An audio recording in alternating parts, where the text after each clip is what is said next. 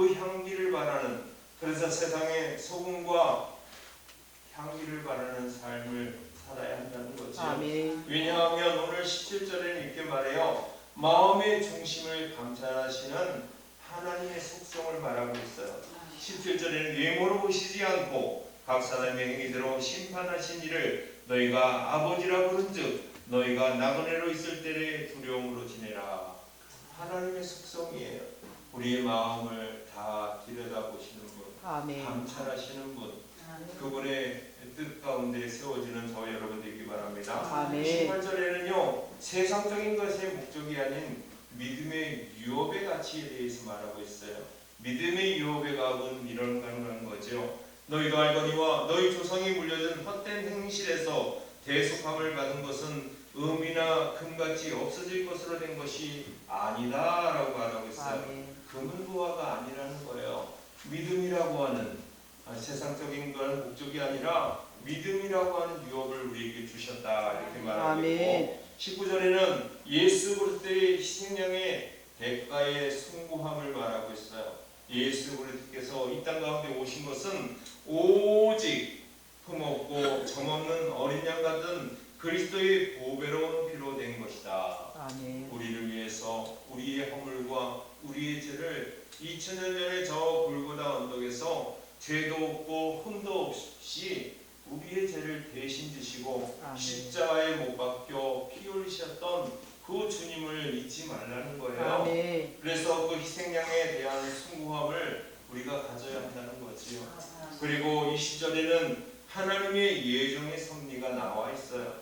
20절에 뭐라고 말하냐면 그는 창세전부터 미리 알리신 바 되시니라 이 말세에 너희를 위하여 나타내신 바 되었다라고 말하고 있어요. 아멘. 창세전에 이 세상을 만들기 전에 이미 예정하신 하나님의 뜻과 섭리가 있다는 겁니다. 아멘. 이전 교리에 의해서 예정적인 부분들이 우리에게 담겨져 있다는 거지요. 여러분이 이 성전 안에 믿음을 이제 가지고 나와 그 자리에 앉아 있는 그 자체도 창세전에 이미 하나님께서 예정하시고 아멘. 하나님께서 택하신 그 뜻에 따라 우리가 그 안에 있다는 겁니다. 아멘. 하나님 뜻을 벗어나지 않았다는 거죠. 아멘. 하나님이 우리를 인도하시고 내 자리를 지금 그렇게 지킬 수 있도록 해주셨다는 거죠. 아멘. 그리고 22절은 우리에게 이렇게 말합니다. 22절에 너희가 진리를 순종함으로 너희 영혼을 깨끗하게 하여 거짓이 없게 형제를 사랑하기 이르렀으니 마음으로 뜨겁게 서로 사랑하라 이렇게 말하고 있죠. 바로 옛사람에 벗어버린 새사람 그리스도의 모습이어야 한다는 거예요.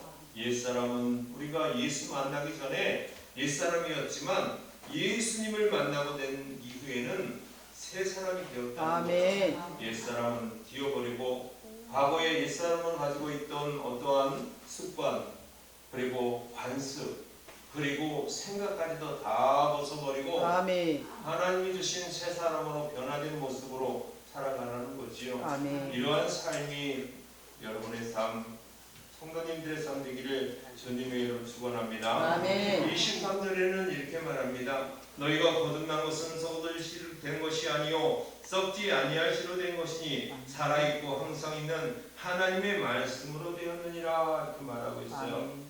여러분 23절에는 우리에게 이렇게 말하는 겁니다. 하나님의 말씀의 영원성에 대한 말씀을 하고 있어요.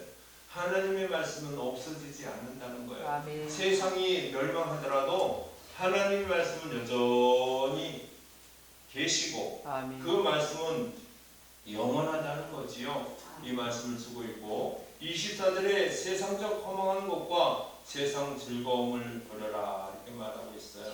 세상의 즐거움은요 잠깐이에요. 만족을 주는 것 같지만 만족함도 잠깐이에요. 그리고 영원하지 않습니다. 그러나 하나님의 것은 영원하다는 거예요. 아멘. 사랑하는 성도 여러분, 영원한 것을 선택할 것인가 잠시 만족을 주고 기쁨을 주는 것을 선택할 것인가는 각자 우리들의 몫이지요. 영원한 만족을 주시고 영원한 즐거움을 선택하는 건 우리의 몫이라고 생각합니다. 아멘. 그 선택마저도 하나님이 우리에게 주셨어요.